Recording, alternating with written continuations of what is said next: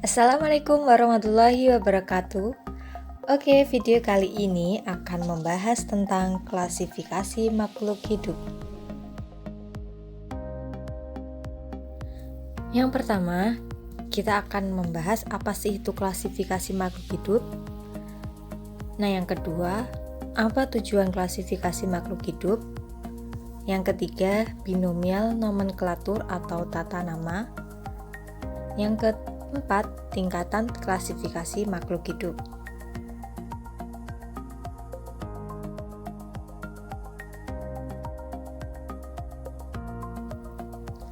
Tahukah kamu apa itu klasifikasi makhluk hidup? Nah, jadi klasifikasi makhluk hidup itu adalah pengelompokan makhluk hidup berdasarkan ciri, struktur tubuh maupun karakteristiknya. Nah, itu adalah disebut klasifikasi makhluk hidup. Oke, selanjutnya apa sih tujuan klasifikasi makhluk hidup? Nah, misalnya kita lagi di perpustakaan. Nah, pada buku di perpustakaan itu kan biasanya dipeta-petakan. Ada buku biologi, ada buku bahasa Indonesia, ada buku PPKN, dan itu selalu dipeta-petakan agar kita apa?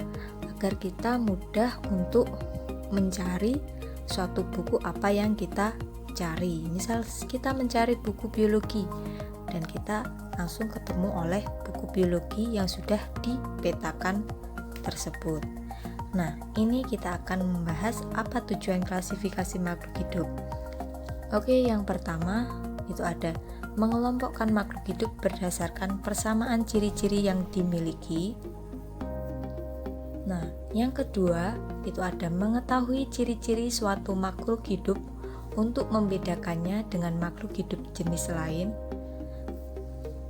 Nah, yang ketiga ada memberi nama makhluk hidup yang belum diketahui namanya atau belum memiliki nama. Yang keempat, mengetahui hubungan kekerabatan antar makhluk hidup. Dan yang terakhir, mengetahui evolusi makhluk hidup atas dasar kekerabatannya. Jadi, intinya tujuan klasifikasi makhluk hidup itu adalah untuk mempermudah mengenali dan mempelajari makhluk hidup dan membandingkan makhluk hidup. Membandingkan berarti mencari persamaan dan perbedaan sifat atau ciri pada makhluk hidup. Pada prinsipnya, jika kita mempelajari klasifikasi makhluk hidup, harus mengetahui sistem tata nama ilmiah dalam biologi atau disebut binomial nomenklatur. Nah, binomial nomenklatur ini diciptakan oleh Corallus Linnaeus. Binomial nomenklatur artinya penamaan dengan dua kata. Jadi, semua makhluk hidup diberi nama yang terdiri atas dua kata dari bahasa Latin atau yang dilatinkan. Oke, selanjutnya kita akan membahas tentang ketentuan binomial nomenklatur. Nah, itu ada 6 ketentuan. Yang pertama, terdiri dari dua kata yang sudah dilatinkan. Yang kedua, kata pertama disebut genus atau marga. Nah, diawali dengan huruf kapital. Yang ketiga, kata kedua disebut spesies atau jenis. Nah, yang keempat ditulis dengan huruf italik atau miring. Yang kelima, apabila nama terdiri atas lebih dari dua kata, maka kata kedua harus digabung atau diberi tanda hubung. Nah, yang terakhir, nama spesies juga mencantumkan inisial pemberi nama spesies tersebut. Oke, kita akan bahas maksud dari ketentuan-ketentuan binomial nomenklatur yang sudah disebutkan.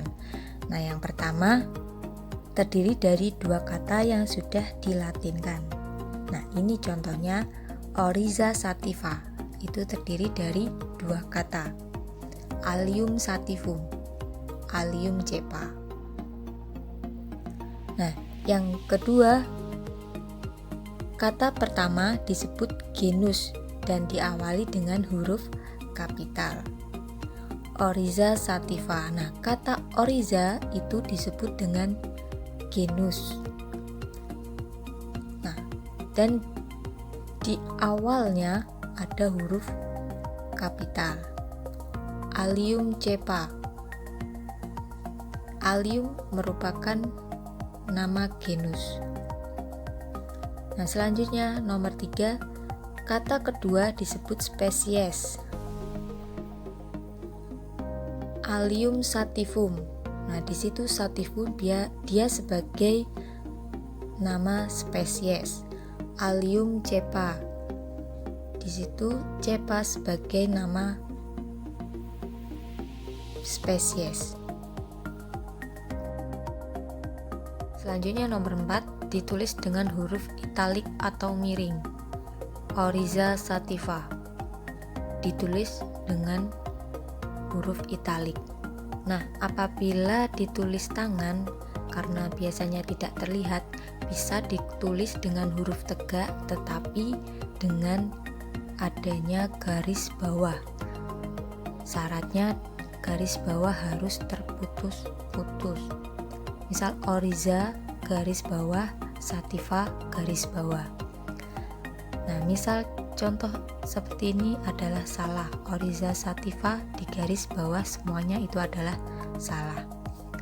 Nah, selanjutnya yang kelima, apabila nama lebih dari 2 kata, maka kata yang kedua harus digabung atau diberi garis hubung.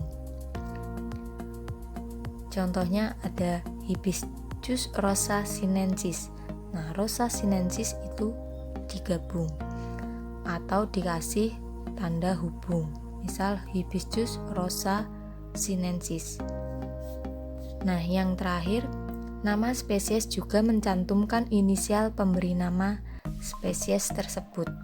Nah, contohnya Ziamas L.